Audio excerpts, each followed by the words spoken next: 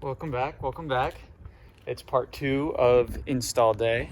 It's actually the next day, but from when the first video went out. But there's been a slight change of plans. Put this in this morning. So I'm gonna shave this down a little bit, still gonna shave these down, but I'm gonna build a little seat here. So it's going to go from here, it's gonna be like a level platform across.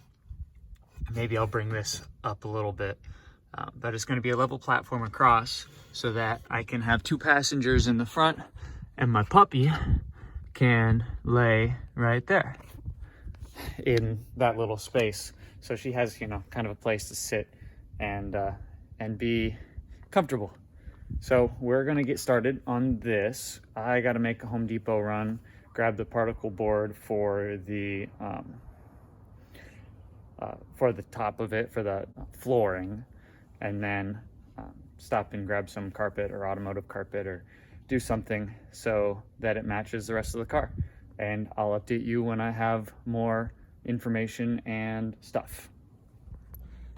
All right, hopefully the sun doesn't wash out my face too much and my bald ass head, but I'm back.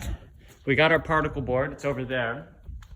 And the particle board is going to sit in here.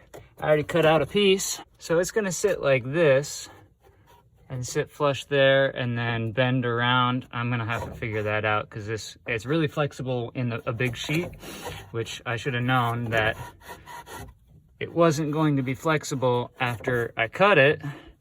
So I'm gonna have to figure out some way to bend that.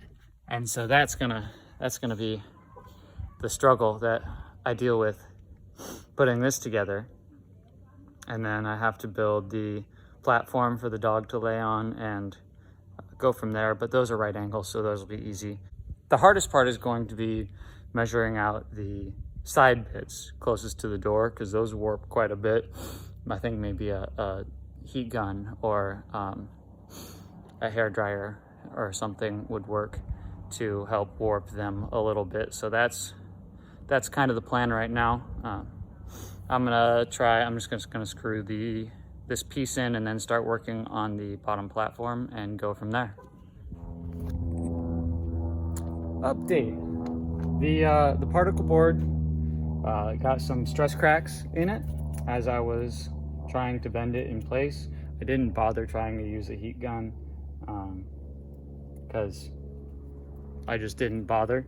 So what I did is I just ended up cutting it right along this seam right here. So this will all get carpeted over eventually, but for now that will sit like that.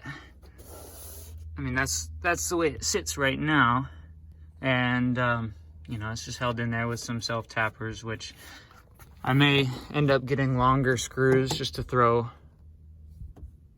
through here so that it sticks a little bit better. I need to cut another piece, measure and cut another flat piece for this section, and so it'll be a little flat, little L shape. It'll sit in like that. And then after that, it's just these edge bits, and that's that. All right, it's been, I don't know how long it's been a while, but this is where we sit right now. I got little pieces of 2x2 supporting this guy in, so that when my dog is laying here or I got groceries on here, it sits and it doesn't really go anywhere. It flexes a little bit, but that will change when I get the support along this plane right here.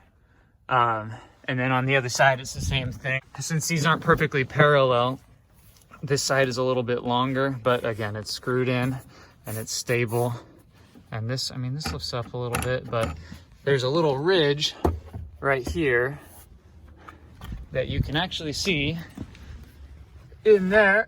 It's that one right there, which I was able to put this little self tapper through and screw it in place, and that provides a little bit more rigidity so that everything sits better. I still want to try and figure a way to sit this in, but that will I'll figure that out later. I'm almost done. I'm actually almost out of daylight. Setting over the Phoenix Mountains. So I'm going to finish this back wall right here. I think that'll be, after I finish those, I'll update you if I've got the daylight, and we'll call that part 2. Thanks for watching, guys. I'll catch you in the next one.